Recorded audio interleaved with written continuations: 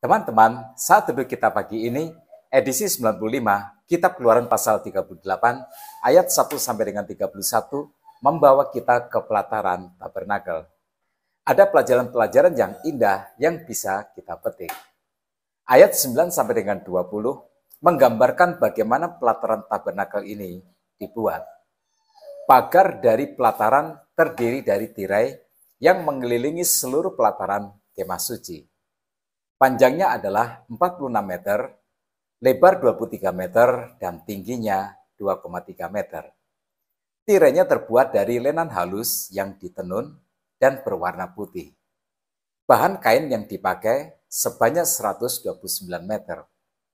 Pintu gerbangnya terbuat dari kain lenan halus dan kain kirmisi berwarna ungu tua dan juga ungu muda, dipasang di sisi sebelah timur. Tirai pelataran ini berfungsi sebagai pemisah antara perkemahan Israel dan tabernakel, antara umat Allah dan Allah yang Maha Kudus, yang menjadi pembatas antara Sang Pencipta dan makhluk ciptaannya. Tirai pelataran ini menciptakan suasana sakral pada tabernakel, sehingga ketika umat datang untuk menghadap Tuhan, rasa takut dan khidmat akan Allah menguasai hati mereka. Tirai pelataran ini juga menjadi pengingat bahwa Israel tidak dapat datang menghadap Tuhan berdasarkan keinginan hati mereka sendiri. Hanya bila Tuhan mengundang mereka untuk menerima anugerah pengampunan dosa, maka umat dapat datang menghadap Tuhan. Tirai pelataran juga menciptakan rasa ingin tahu dari umat tentang apa yang sebenarnya terjadi di balik tirai itu pada saat Allah hadir dalam penampakan tiang awan di siang hari dan tiang api di malam hari. Untuk masuk ke dalam pelataran, hanya bisa masuk melalui pintu yang terbuat dari tirai itu. Tidak ada jalan yang lain. Nah, ini mengajarkan bahwa kita semua hanya dapat datang kepada Allah melalui pintu keselamatan, yaitu Tuhan Yesus Kristus. Lalu kalau kita perhatikan warnanya, ada kesamaan antara warna pintu masuk pelataran dengan warna tirai yang menutupi ruang maha suci dan juga langit-langit kemah suci. Kesamaan warna ini berbicara tentang jalan untuk umat datang kepada Allah hanya dapat melalui pintu surgawi saja. Pagar pelataran ini terbuat dari kain. Maknanya adalah ini bersifat sementara. Ya, Allah tidak ingin hanya menjadi milik satu bangsa saja selamanya. Akan tiba waktunya, Allah akan menjadi milik segala bangsa yang ada di dunia ini. Maka tugas gereja adalah pergi kepada segala bangsa dan menjadikan setiap orang murid Yesus sebagaimana yang dinyatakan di dalam amanat agung. Itu sebabnya mengapa gereja tidak boleh eksklusif. Gereja harus tidak bertembok supaya berita Injil dapat didengar oleh setiap orang dimanapun mereka berada. Maka pelayanan digital menjadi sarana untuk mewujudkan kehendak Tuhan ini. Ketika umat sudah melewati pintu masuk, di ayat 1 sampai dengan ayat yang ke-7 dijelaskan, mereka akan bertemu dengan mezbah korban bakaran yang terbuat dari perunggu dengan bejana pembasuhan dan semua perlengkapannya. Tingginya 1,4 meter, sedangkan panjangnya 2,3 meter dan lebarnya 2,3 meter. Tiap-tiap orang yang datang membawa domba kurban yang darahnya nanti ditumpahkan di atas mezbah perunggu ini. Darah memiliki arti penting dalam kitab suci, karena darah melambangkan kehidupan.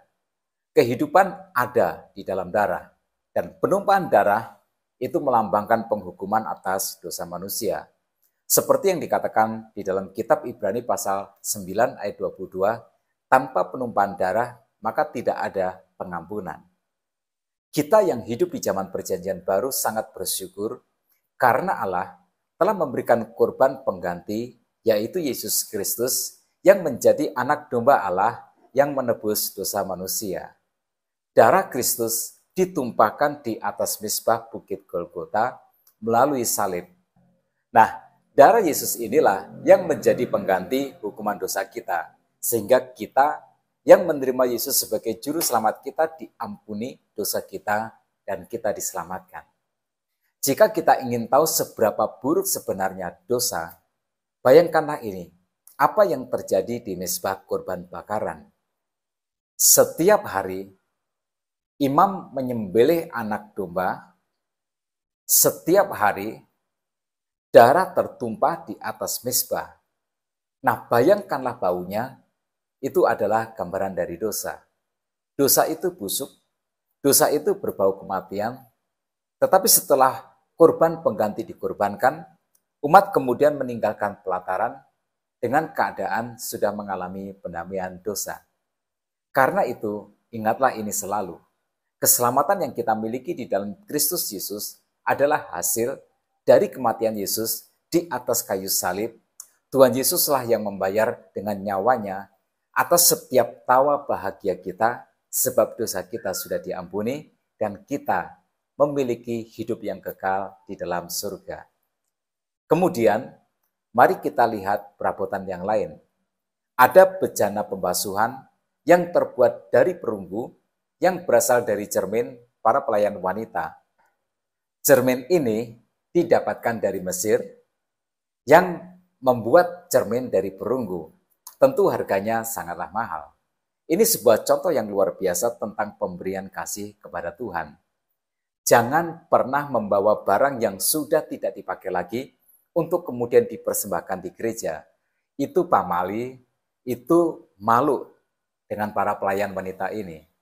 Setelah imam selesai mempersembahkan domba kurban, maka segera mereka membersihkan diri di bejana pembasuhan supaya layak untuk memasuki ruang kudus.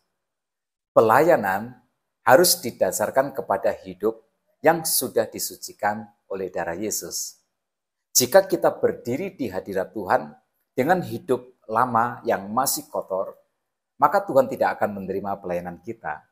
Doa kita tidak akan dikabulkan. Jika kita ingin melayani Tuhan, kita sudah harus lahir baru. Tetapi apakah sebenarnya syarat untuk kita bisa menghadap hadirat Tuhan? Tentu saja yang utama adalah iman. Setiap orang Israel yang masuk ke pelataran kemah suci dengan membawa domba kurban, mereka datang karena percaya kepada Allah Yahweh. Nah, imanlah yang membuat Allah berkenan dan menjadikan kita benar di hadapannya. Sekarang bagaimana tanggung jawab kita? Ayat 21 sampai dengan 31 menjelaskan tentang total biaya pembuatan tabernakel.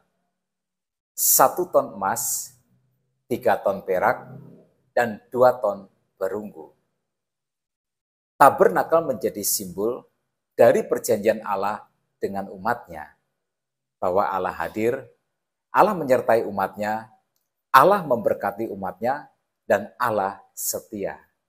Nah, tabernakel menjadi saksi tentang kesetiaan Allah. Itu juga adalah tanggung jawab kita. Bukankah tubuh kita adalah bait Allah? Nah, maka tugas kita adalah melalui hidup ini, kita menjadi saksi untuk memuliakan Tuhan.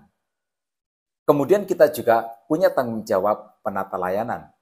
Ayat 24 sampai dengan 31 bercerita tentang Musa yang menunjuk Itamar, anak Imam Harun, untuk membuat rincian persembahan dan penggunaannya dalam pembangunan tabernakel.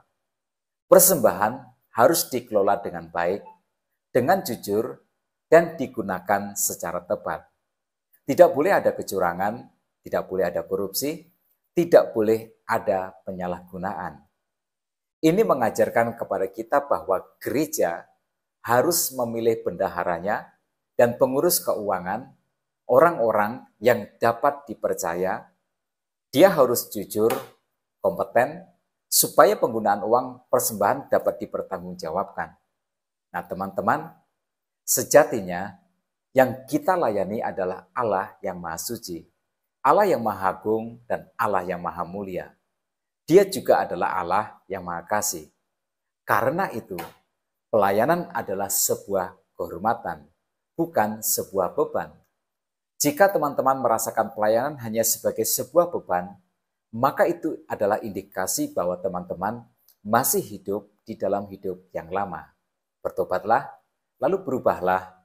Nanti teman-teman akan merasakan betapa indahnya melayani Dia yang Maha Kuasa. Nah, tetap semangat dalam kehidupan. Tuhan Yesus memberkati kita semua.